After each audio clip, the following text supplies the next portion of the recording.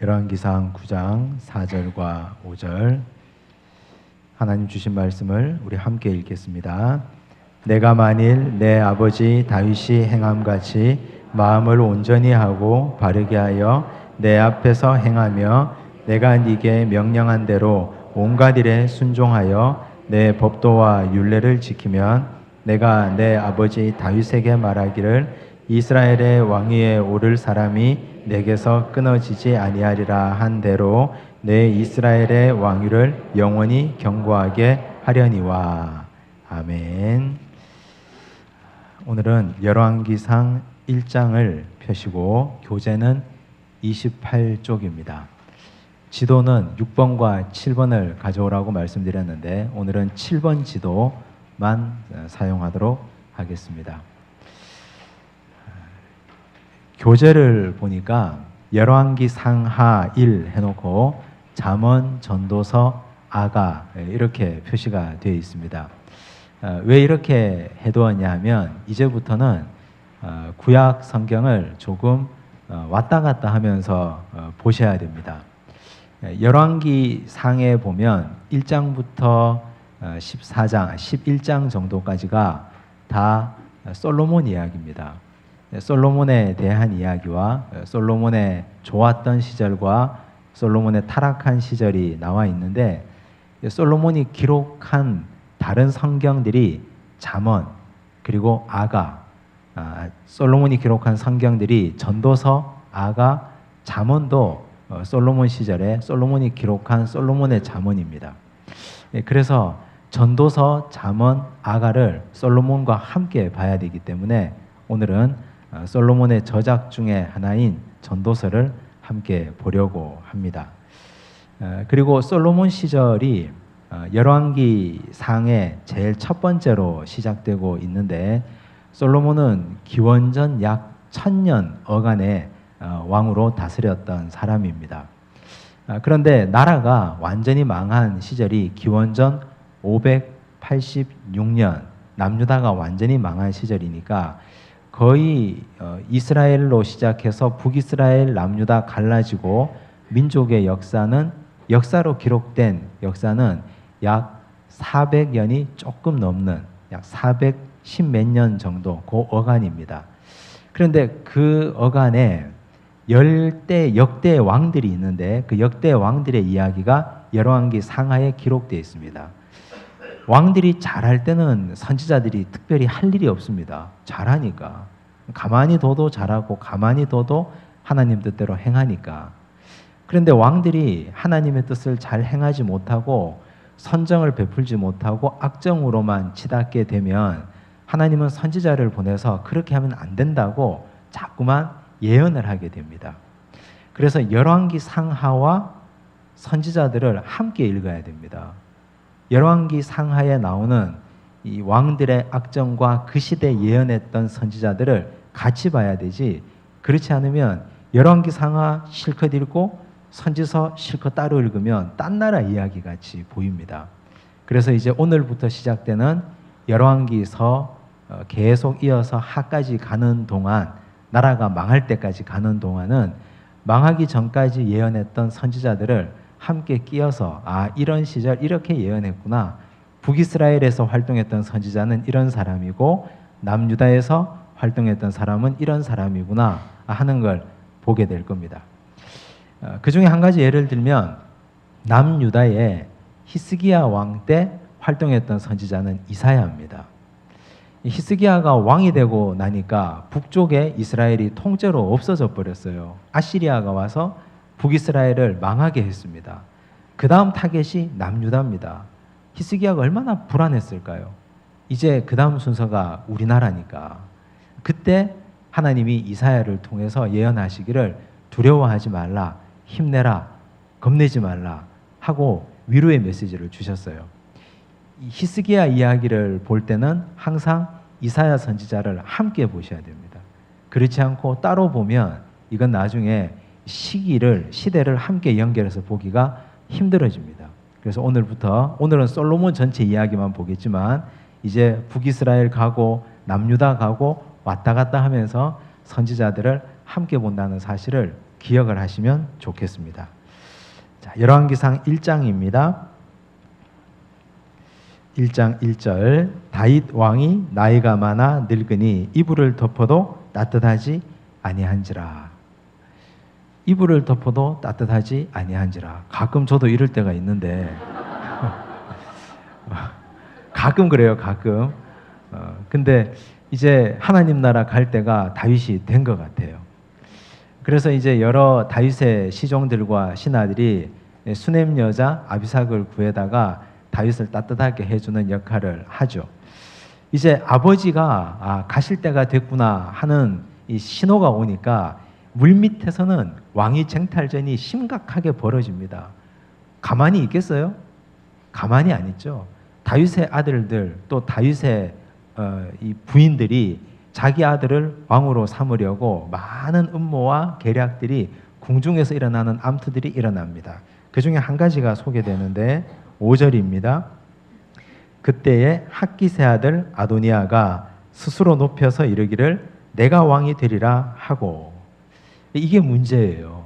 이렇게 되면 절대 이스라엘의 왕은 될 수 없습니다. 뭐가 문제입니까? 스스로 높였기 때문에 그렇습니다. 그리고 자기를 위하여 병거와 기병과 호위병 50명을 준비하니. 스스로 높였고 자기를 위하여. 하나님께서 사람을 세우실 때는 스스로 높이는 자를 세우지 않습니다. 자기를 위해서 스스로 뭔가를 만드는 자는 하나님의 사람으로 합하지가 않습니다.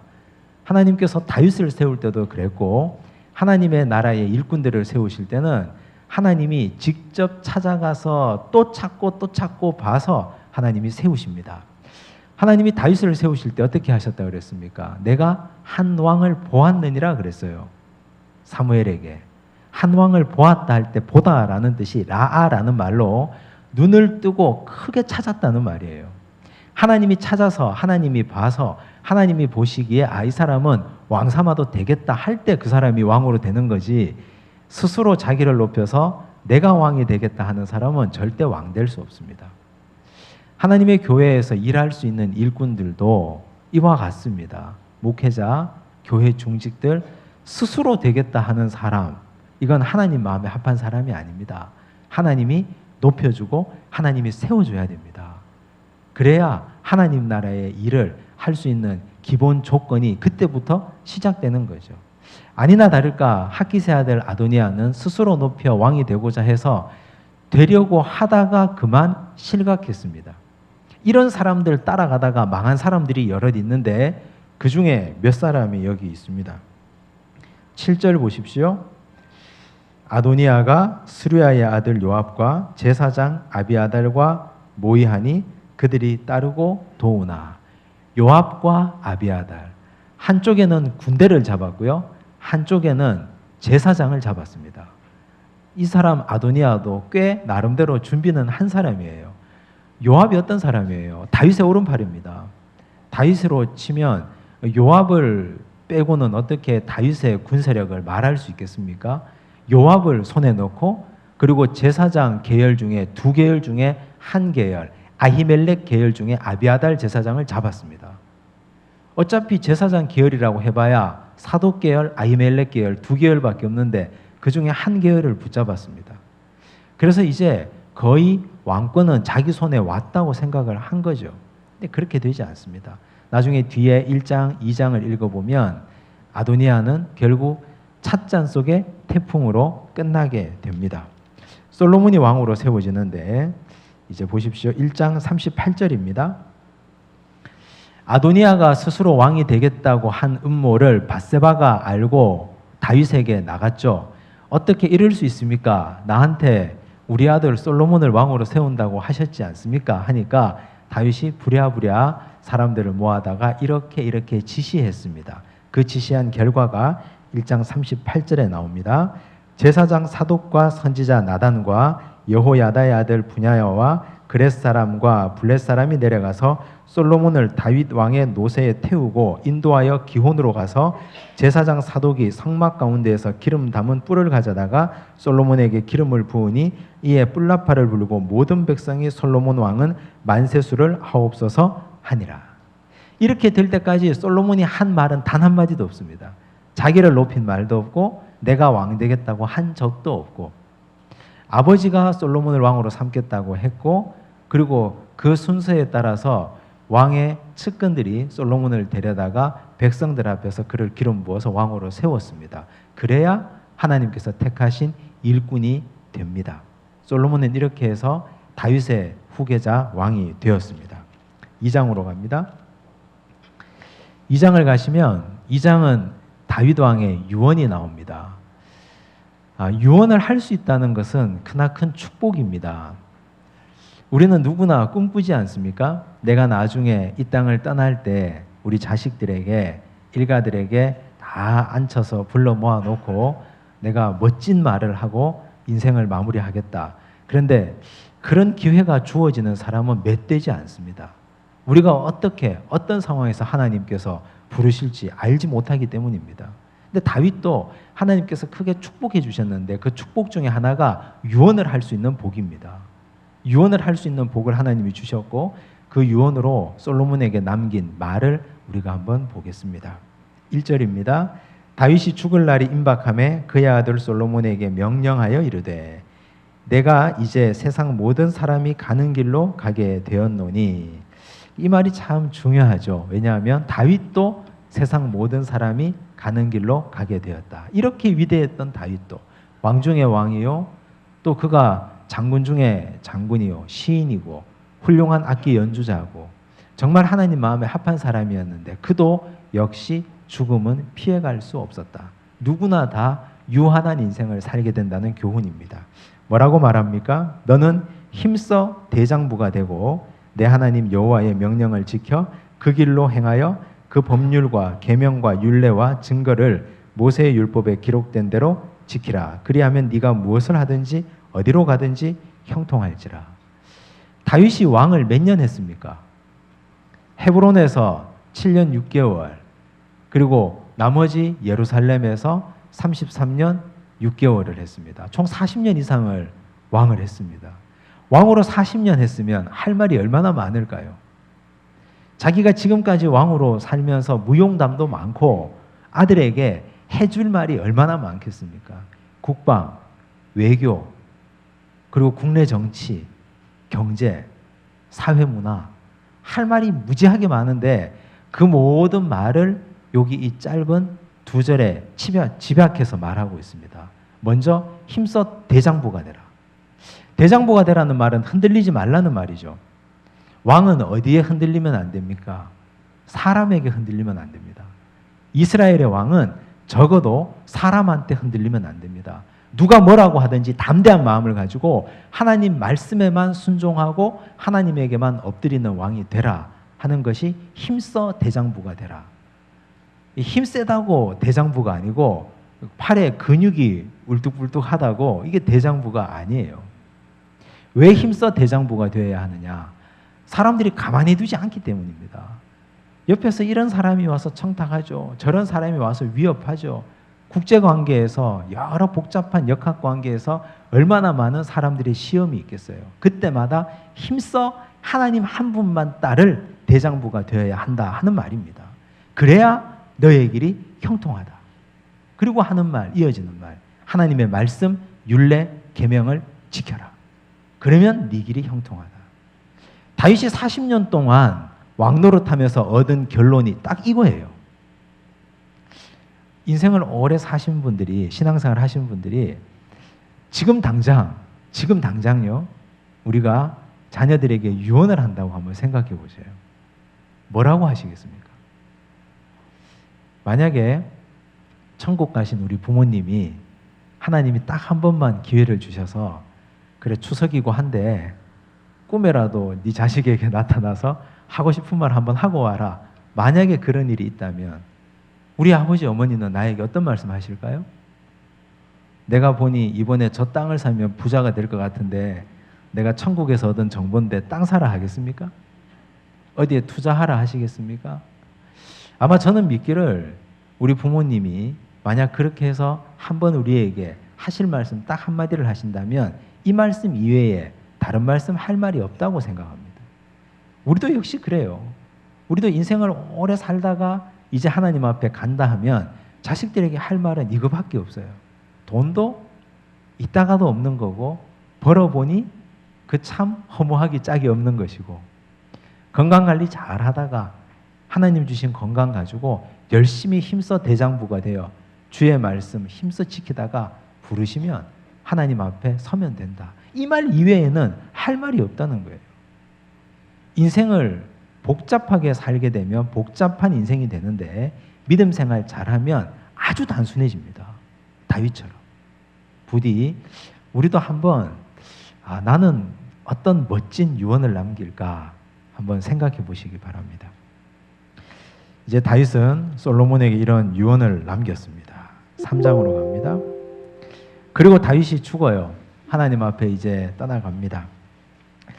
이제 솔로몬은 왕이 됩니다. 그런데 3장 1절 보십시오. 뭔가 3장 1절이 불길합니다. 왜 불길합니까? 함께 읽겠습니다. 솔로몬이 애굽의 왕 바로와 더불어 혼인 관계를 맺어 그의 딸을 맞이하고 다윗상에 데려다가 두고 자기의 왕궁과 여호와의 성전과 예루살렘 주위의 성의 공사가 끝나기를 기다리니라. 누구랑 결혼했어요? 바로의 딸과 결혼했습니다. 솔로몬의 정략 결혼 1호입니다. 솔로몬은 다윗과 달랐어요. 좋게 말하면 평화를 사랑하는 겁니다. 좋게 포장하면. 근데 나쁘게 말하면 힘써 대장부가 되기 싫은 거예요. 싸울 때는 싸워야 되는데 부딪힐 때는 부딪히고 싸울 때는 싸워서 하나님의 계명, 율법을 지킬 수 있는 율법의 수호자가 되어야 되는데 칼질하기 싫고 창으로 그들과 피 튀기는 전쟁하기 싫은 거예요. 다윗은 일생을 어디서 살았습니까? 전쟁터에서 살았습니다. 어릴 때부터 그는 목동으로서 양들을 잡아가는 사자, 곰과 싸우며 살았고 나중에는 사울의 궁전에 군대 장관으로 들어간 이후부터는 그는 평생을 전장에서 살았습니다. 그런데 아들 솔로몬은 그게 너무 싫었던 거죠. 그렇게 안 하고도 평화를 유지할 수 있는 길이 얼마든지 있는데 그래서 그 당시 가장 강대국 이집트 바로의 사위가 됐습니다. 공주를 데리고 온 거예요. 그래서 공주를 데려다가 다윗성에 뒀습니다. 이게 왜 문제가 될까요? 나중 뒤에 가면 이제 더 심각해지는데 공주를 데려오면 공주 혼자 옵니까? 몸종이 따라오죠. 그 공주가 얼마나 귀한 딸입니까? 얼마나 귀해요. 오스트리아의 공주 마리 앙띠아네트가 프랑스로 시집 오면서 혼자 왔습니까? 수백 대 수천 대의 마차가 함께 오고 많은 시종이 함께 오고 또 그 남편은 자기 부인을 위해서 자기가 그 부인이 살았던 오스트리아의 궁전 같은 그 정원도 다 만들어줬어요. 지금 솔로몬도 똑같은 일을 하는 겁니다. 뭐 그거 얼마든지 만들어줘도 상관없어요. 돈이 많으니까. 뭐 해줘도 상관없는데 문제는 이집트의 공주가 자기가 섬기는 신들을 함께 데려온 거죠.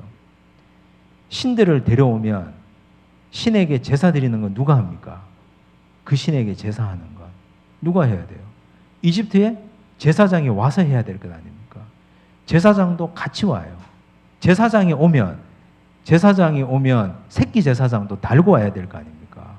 큰 무당이 오면 새끼 무당도 같이 오고 그러면 그 사람들이 살 집도 있어야 되고 그럼 그 사람들이 살다가 자녀 놓고 자식 놓고 그렇게 하다 보면 번성하게 되는 거예요.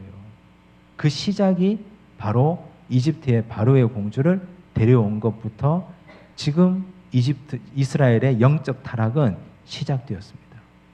그런데 그럼에도 불구하고 하나님은 그런 솔로몬의 사랑하는 마음은 알고 계셨어요. 지금 기브온 산당에서 예배드리는 장면이 나오는데 3절 보십시오. 솔로몬이 여호와를 사랑하고라고 그랬습니다. 솔로몬이 하나님을 사랑했어요. 제가 이 부분은 기도학교 할 때 함께 다루었던 부분입니다. 솔로몬이 그럼에도 불구하고 그때는 하나님을 사랑하는 마음이 훨씬 더 컸습니다. 이건 크게 자기는 문제되지 않겠다고 생각하고 바로의 공주만 데려오는 걸로 끝내려고 했던 것 같아요. 하나님은 솔로몬이 자기를 사랑하는 걸 귀하게 보셨습니다. 4절 보십시오. 이에 왕이 제사하러 기브온으로 가니 거기는 산당이 큼이라 솔로몬이 그 제단에 1,000번제를 드렸더니 1,000번제. 1,000번제에 대해서 두 가지 설이 있다 그랬습니다. 한 번은 하루에 한 번씩 1,000일 동안 제사를 드렸다. 두 번째는 한꺼번에 1,000마리의 소나 양이나 짐승을 잡아서 한꺼번에 드렸다.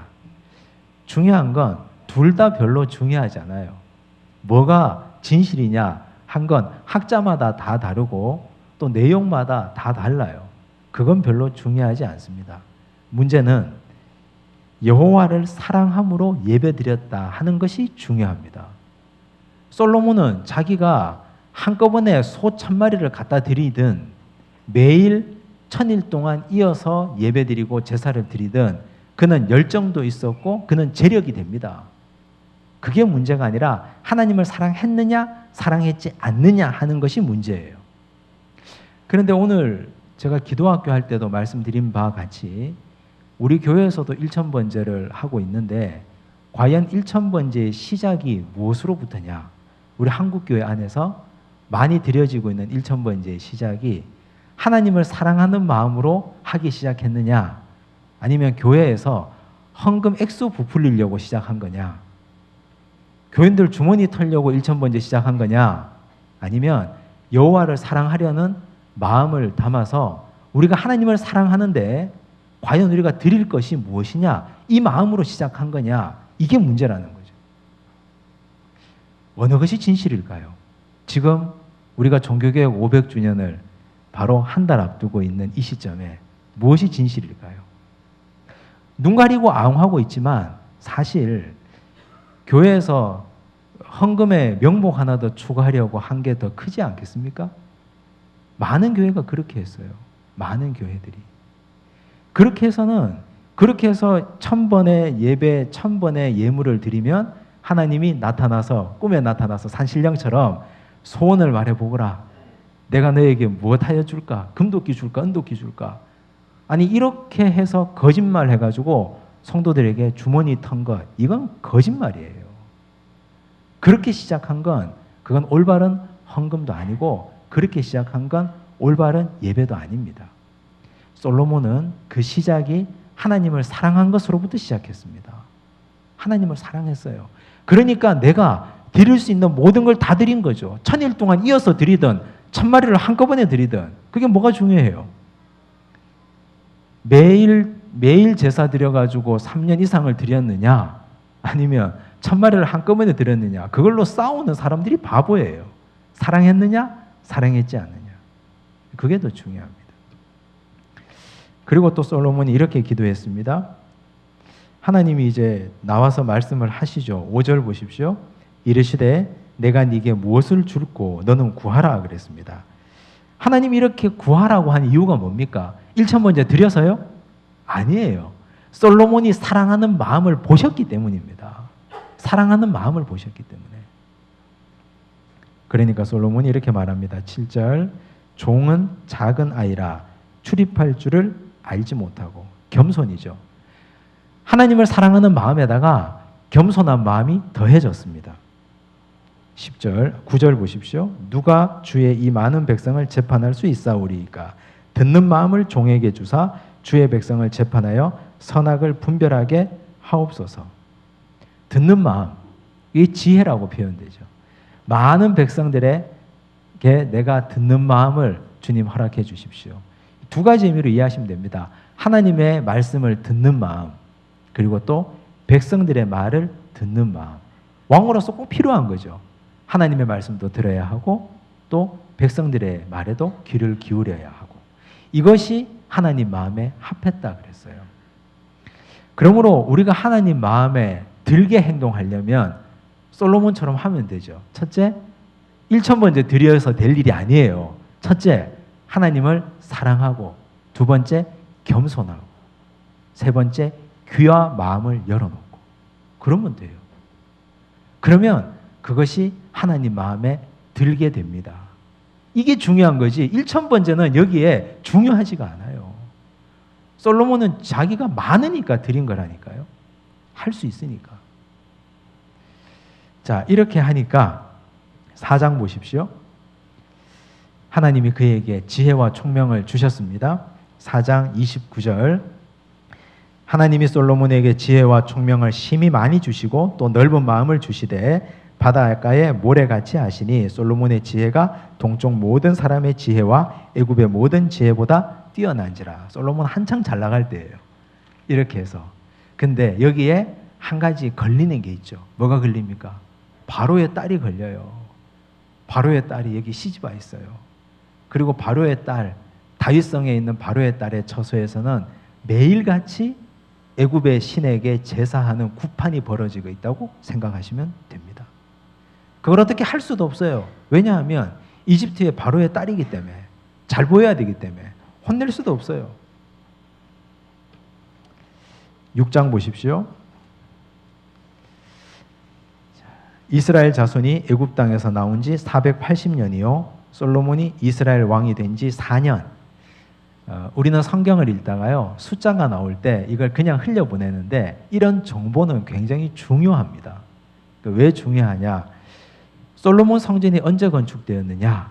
라는 질문을 할 때 우리는 이 시대상에서 언제쯤인지를 대략 가늠을 해야 세계사에서 우리 이스라엘 역사는 어디쯤 있고 그때 우리나라는 뭘 하고 있었고 이런 걸 함께 염두에 둬야 됩니다. 그렇지 않으면 이 성경의 역사는 세계 역사의 흐름과는 동떨어진 우리만의 역사가 돼요. 근데 그렇지 않습니다. 세계사는 성경과 함께 가고 성경은 세계사 가운데 역사예요. 그래서 지금 출애굽 이후 480년 그리고 솔로몬이 왕이 된 지 4년 만에 성전 건축을 시작했습니다. 성전 건축을 총 몇 년 동안 했을까요? 7년 했습니다. 6장 38절 보십시오. 6장 38절 끝에 보니까 솔로몬이 7년 동안 성전을 건축하였더라. 솔로몬이 총 40년 동안 왕위에 있었거든요. 자, 이제 계산합니다. 40년 왕위에 있었는데 처음에 4년은 하나님께 예배드리고 제사하고 또 국정을 파악하는 데 전념했어요. 그리고 7년은 성전을 건축했어요. 몇 년 지났어요? 11년 지났죠. 자, 11년 지나고 그 다음 7장 보십시오. 1절 솔로몬이 자기의 왕궁을 몇 년 동안요? 13년 동안 건축하여 그 전부를 준공하니라. 이게 조금 불편해요. 성전은 7년 했는데 지가 살 곳은 곱하기 2 거의 2배 동안 13년 동안 건축했어요. 그러면 솔로몬이 지금 11년 즉위한 지 11년이 지났는데 왕궁 건축했는데 13년 지났으니까 즉위한 지 몇 년입니까? 24년. 솔로몬은 24년 동안 24년 중에 4년 빼고 총 20년을 토목공사만 했습니다. 그러면 백성들의 삶이 어떻게 됐을까요? 백성들의 삶이 피폐해지죠. 차라리 전쟁을 하지, 차라리. 그건 명분이라도 있죠. 하나님의 성전 건축하는 것까지는 모든 이스라엘 백성들이 다 마음이 즐거웠어요. 다 행복했어요. 왜냐하면 다윗 때 이루지 못한 일이니까. 그런데 왕이 살 왕궁을 건축하는데 13년이 걸렸습니다. 백성들의 원성이 어땠을까요? 그때부터 슬슬 문제가 생기기 시작합니다. 제가 신앙생활했던 모교회는요, 제가 기억나는 초등학교 어릴 때 천막 치고 시작했던 교회인데 그 교회가 그때부터 건축을 했어요. 천막 쳤으니까 땅이 있어야 될 것 아닙니까? 땅을 샀어요. 거기다가 예배당을 지었습니다. 예쁘게. 제가 기억하는 세상에서 가장 예쁜 교회였어요. 어린 마음에 너무 이뻤습니다. 천막 교회에 있다가 그 예배당에 들어가던 날을 지금도 잊을 수가 없습니다.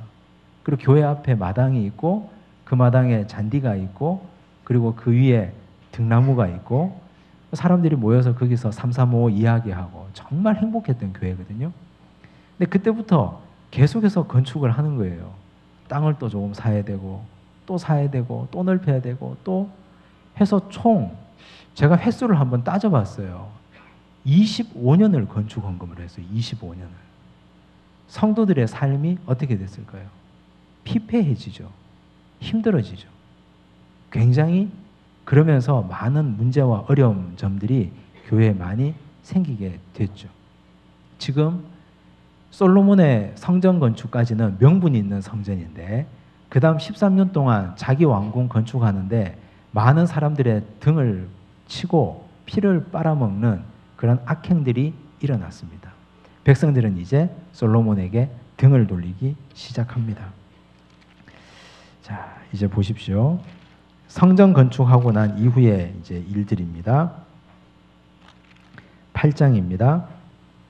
8장을 보시면 솔로몬이 성전을 건축하고 난 이후에 하나님의 언약궤를 성전으로 옮겨갑니다. 자, 3절 보십시오. 이스라엘 장로들이 다 이름에 제사장들이 궤를 매니라. 이건 아버지 다윗 때 하나님의 궤를 수레에 실었다가 우사가 죽는 일이 있었잖아요.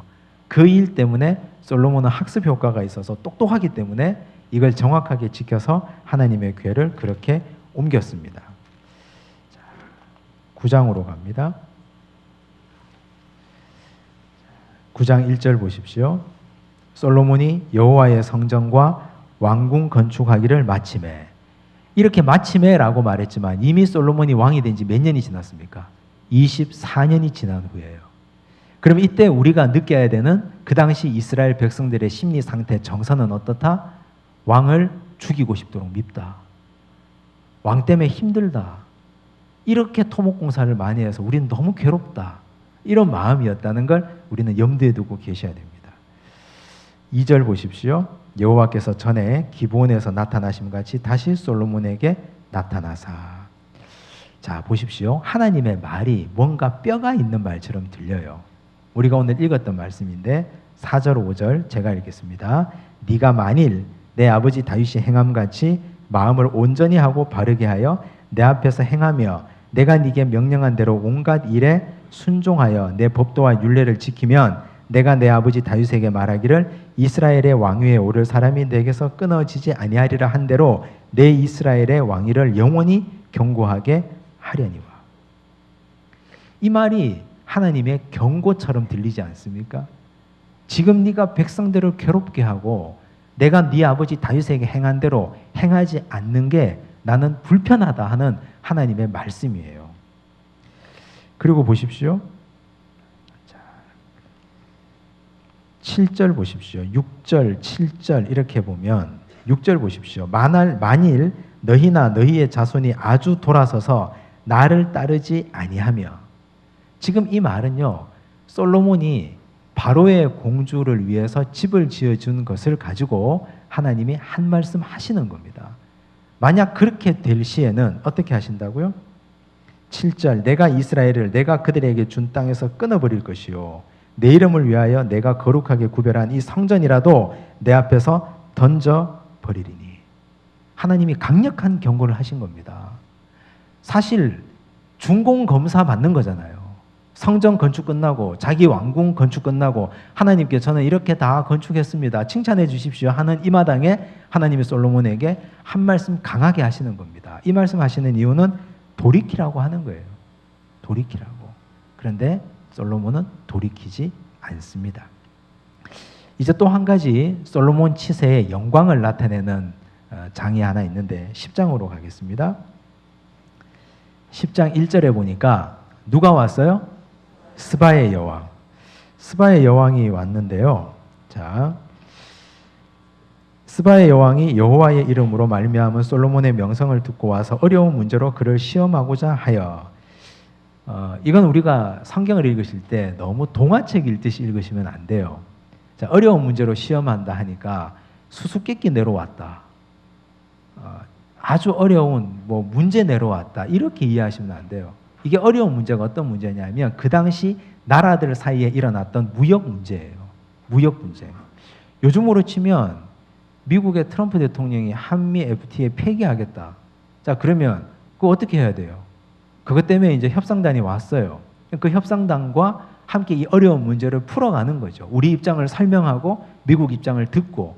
그래서 그 사람들이 한마디도 못하게 입을 닫게 하게끔 한 내용이라는 말이에요.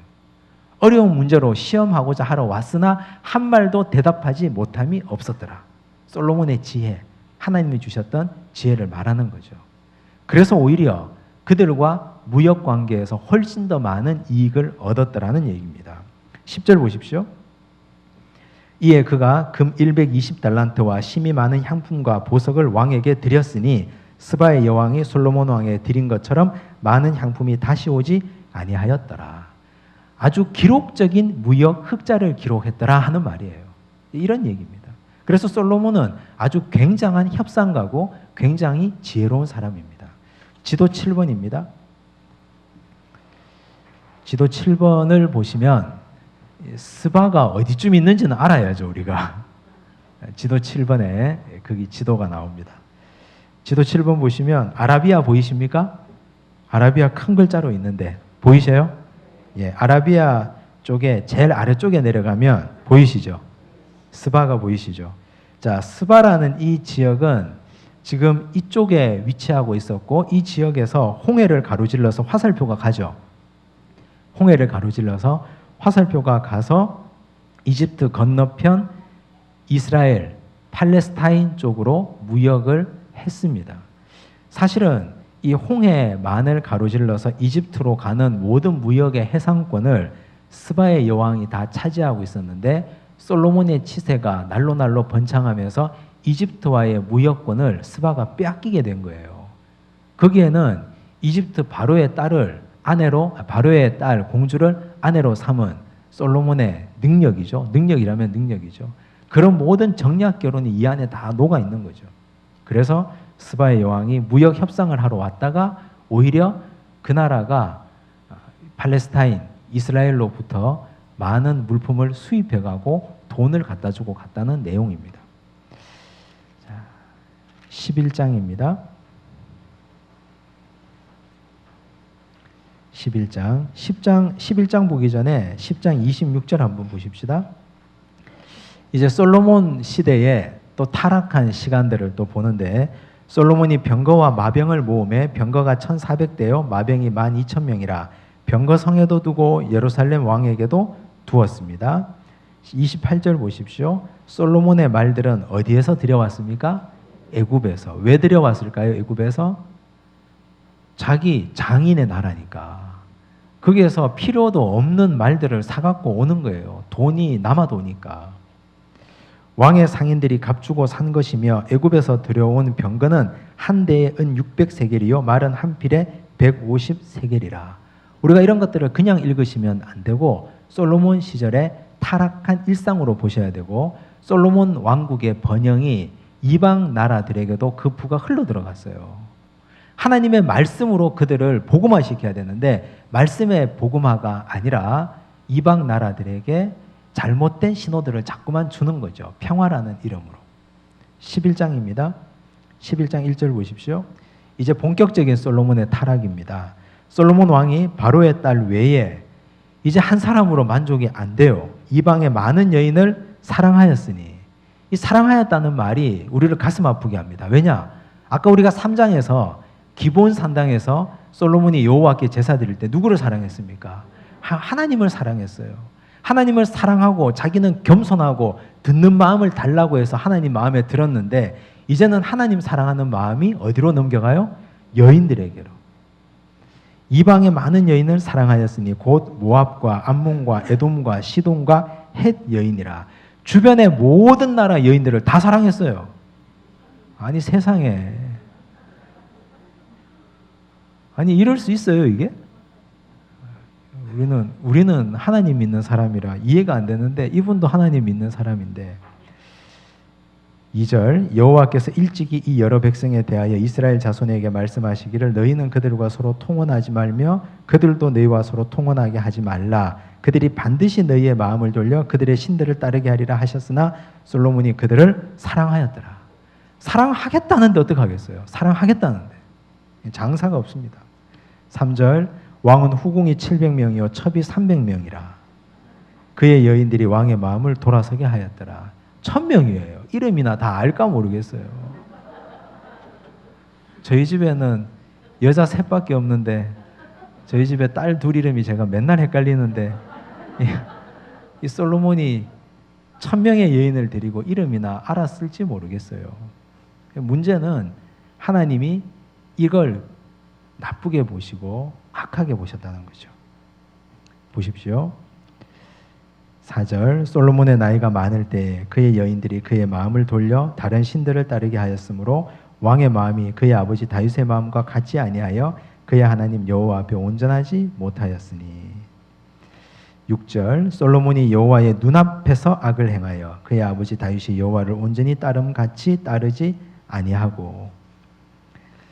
8절 그가 또 그의 이방 여인들을 위하여 다 그와 같이 한지라 그들이 자기의 신들에게 분향하며 제사하였더라. 솔로몬이 마음을 돌려 이스라엘의 하나님 여호와를 떠남으로 여호와께서 그에게 진노하시니라. 하나님은 그를 가만히 두시지 않고 일찍이 2번이나 그에게 나타나셨습니다. 왜요? 사랑하시니까. 하나님이 한때 솔로몬의 사랑을 받으셨고 하나님은 한 번에 치는 법이 없습니다. 2번이나 나타나서 마음을 돌려라 돌려라. 왕궁을 건축하고 난 이후에도 하나님이 나타나셔서 경고하셨잖아요. 2번이나 나타나셨어요. 그런데 솔로몬은 그 말을 듣지 않습니다. 10절 이 일에 대하여 명령하사 다른 신을 따르지 말라 하셨으나 그가 여호와의 명령을 지키지 않았으므로. 이제 솔로몬은 갈 때까지 간 겁니다. 이게 너무 무서운 거예요. 바로의 딸을 데려다가 그 이방 신들이 같이 왔죠. 여기 1절에 보니까 모압, 암몬, 에돔, 시돈, 헷 이 모든 여인들이 다 시집 왔는데 시집 와서 혼자 왔겠습니까? 그 신들을 다 데려왔죠. 그래서 이스라엘 온 방방곡곡 예루살렘 온천지에 이방의 잡신들이 다 넘쳐나게 된 겁니다. 솔로몬은 거기 가서 다 엎드리고 여인들이 와가지고 우리 신에게 가서 한 번만 절해 주십시오. 가서 또 절하고 왜 쟤한테는 가고 여기는 안 옵니까? 여기도 또 가고 여기저기 절한다고 바쁜 거예요. 솔로몬이. 그래서 하나님을 완전히 떠나버리게 된 겁니다. 솔로몬 40년의 재위 기간을 보면 초기 4년 국정을 살피는 기간, 그 다음 7년 성전을 건축하는 기간, 그 다음 13년 자기 왕궁을 건축하는 기간, 백성들의 마음이 하나하나 돌아서기 시작했고 24년이 지나서 하나님은 경고하셨는데 그 경고를 받지 않아서 나머지 16년의 기간은 완전히 배교한 기간입니다. 우리가 자녀들을 위해서 기도할 때 솔로몬처럼 되게 해달라고 기도하면 될까요? 안 될까요? 그렇게 기도하셨어요? 안 하셨어요? 이때까지? 하셨으면 물리셔야 돼요. 하나님, 솔로몬처럼 되면 안 되니까 솔로몬이 하나님께 기브온 산당에서 그때 그 시절처럼만 되게 해달라고 그렇게 기도하셔야 돼요. 구체적으로. 대충 기도하시면 큰일 나요. 솔로몬처럼 되게 해달라고 하면 잘 나가다가 마지막에 이렇게 돼요. 어떻게 되겠어요? 그래서 중요한 건 우리는 철저하게 하나님 중심으로 살아야 되는데 이 즈음에서 다시 열왕기상 2장에 다윗의 유언을 한번 보시면 힘써 뭐가 되라 그랬어요? 대장부가 되라. 힘써 대장부가 되라.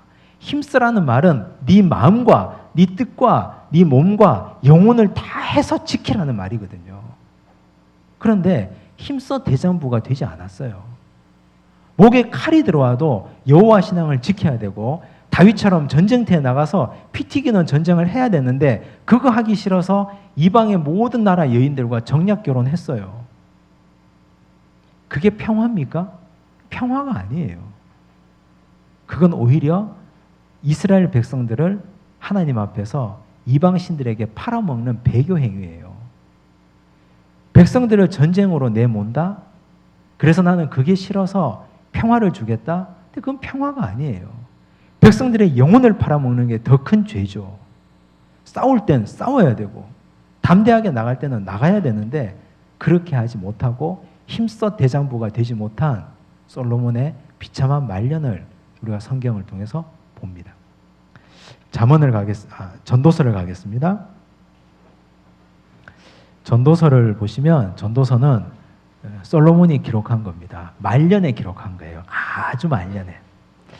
이걸 보면 이제 말년에 그도 죽기 전에 하나님 앞에 가기 전에 자기의 삶을 후회하고 회개했던 것 같아요.